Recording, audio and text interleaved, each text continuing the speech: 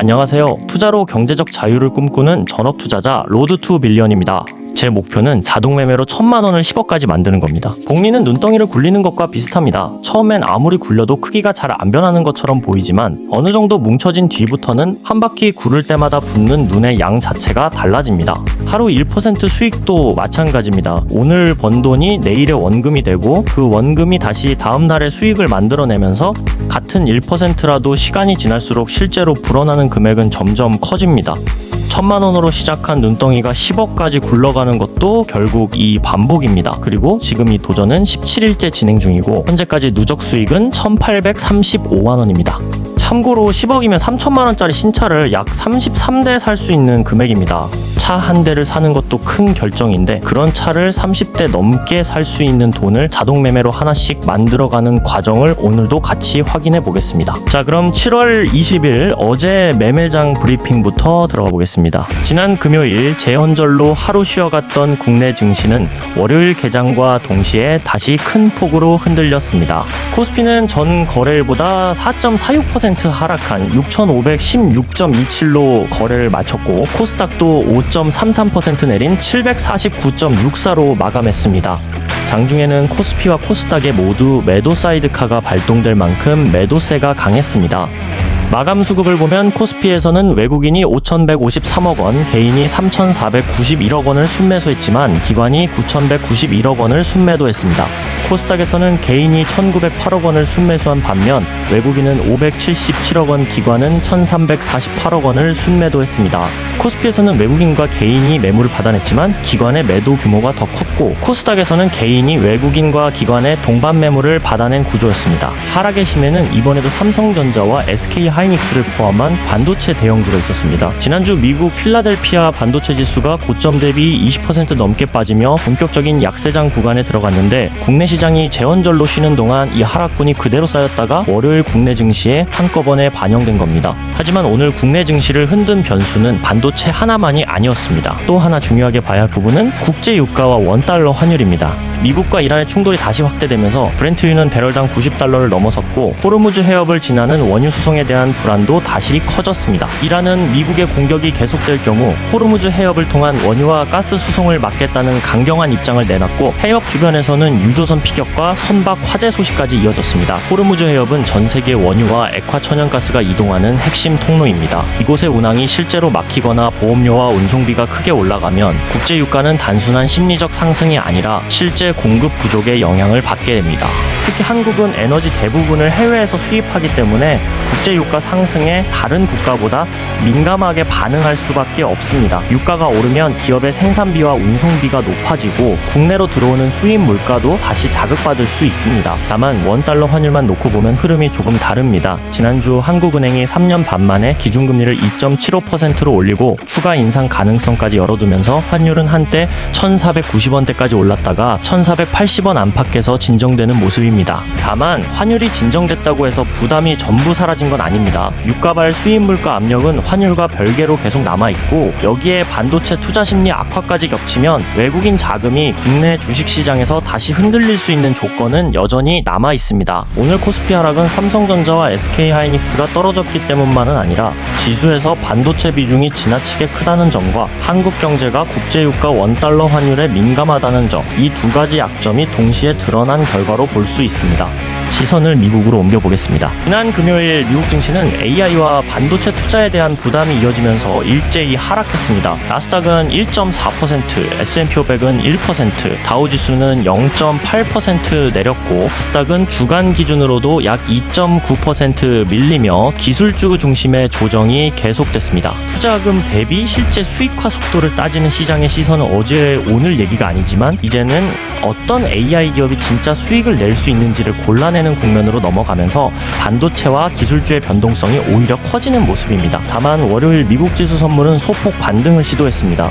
이번 주 알파벳과 테슬라, 인텔의 실적 발표가 예정돼 있는 만큼 최근 조정폭이 컸던 종목들 중심으로 저가 매수세가 들어올 여지가 있기 때문입니다. 반대로 실적이 좋아도 향후 투자 계획이 시장 눈높이에 못 미치면 주가는 다시 흔들릴 수 있습니다.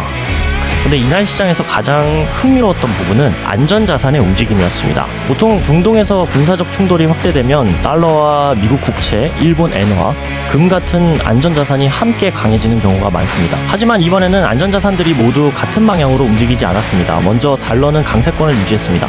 중동의 긴장이 커지면서 투자자들이 현금성과 유동성이 가장 높은 달러를 우선적으로 선택했고 달러 인덱스는 100.7 부근에서 움직였습니다. 달러는 일본 엔화에 대해서도 강세를 보이며 달러당 162엔대까지 올라갔습니다. 엔화 역시 전통적인 안전통화로 불리지만 일본은 원유 대부분을 해외에서 수입하는 국가입니다. 국제유가가 급등하면 일본의 수입 부담과 무역 수지 부담이 커질 수 있기 때문에 이번에는 지정학적 위험보다 에너지 수입 비용 증가가 엔화에 더 크게 반영된 겁니다. 여기에 일본은행이 금리를 빠르게 올리기 어렵다는 전망까지 겹치면서 엔화는 안전통화의 역할을 제대로 하지 못했습니다. 금도 중동 리스크만 놓고 보면 상승해야 할 것처럼 보였습니다. 하지만 금은 온스당 4,000달러 부근에서 오히려 약세를 보였습니다.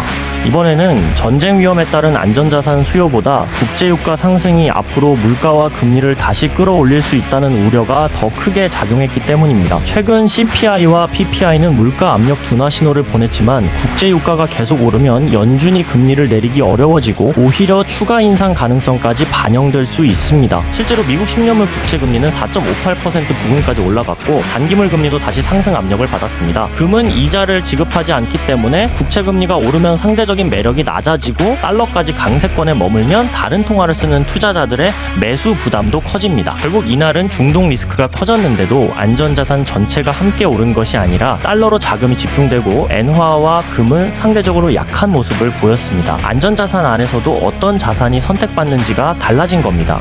비트코인은 65,000달러 부근에서 비교적 제한적인 움직임을 보였습니다. 중동 리스크와 유가 상승은 분명 위험 자산에 부담이 되는 재료였지만 미국 지수 선물이 반등을 시도하고 기술기업 실적 기대가 남아있어 강한 매도까지 이어지지는 않았습니다. 지금 시장은 이번 충돌을 금융 시스템 전체가 흔들리는 위기라기보다 원유와 물가에 직접 영향을 주는 에너지 충격으로 보고 있는 것으로 해석됩니다. 이번 주 시장의 중심은 지표보다 실적입니다. 오늘 밤에는 3M과 제너럴 모터스를 비롯한 기업들의 실적이 나오고 수요일 알파벳과 테슬라, 목요일 인텔로 이어집니다. 특히 알파벳과 테슬라는 AI 투자 규모와 수익화 속도가 시장의 가장 큰 관심사가 될 가능성이 큽니다. 여기까지 보신 분들은 전쟁 위험이 커졌는데도 금이 강하게 오르지 못했던 시장에서 제가 어떻게 자동 매매로 수익을 가져갔는지 궁금하실 겁니다. 오늘 금 차트는 방향 하나로 설명하기 어려운 하루였습니다. 중동 소식에 반응해 오르다가도 유가와 국채 금리가 움직이면 곧바로 되돌림이 나왔습니다. 결국 핵심은 금이 올랐냐 내렸냐가 아니라 안전자산 안에서 자금의 우선순위가 계속 옮겨 다니고 있었다는 점입니다. 달러가 강세권을 유지하고 엔화가 약해지는 동안 금은 온스당 4,000달러를 축으로 짧은 상승과 하락을 반복했습니다.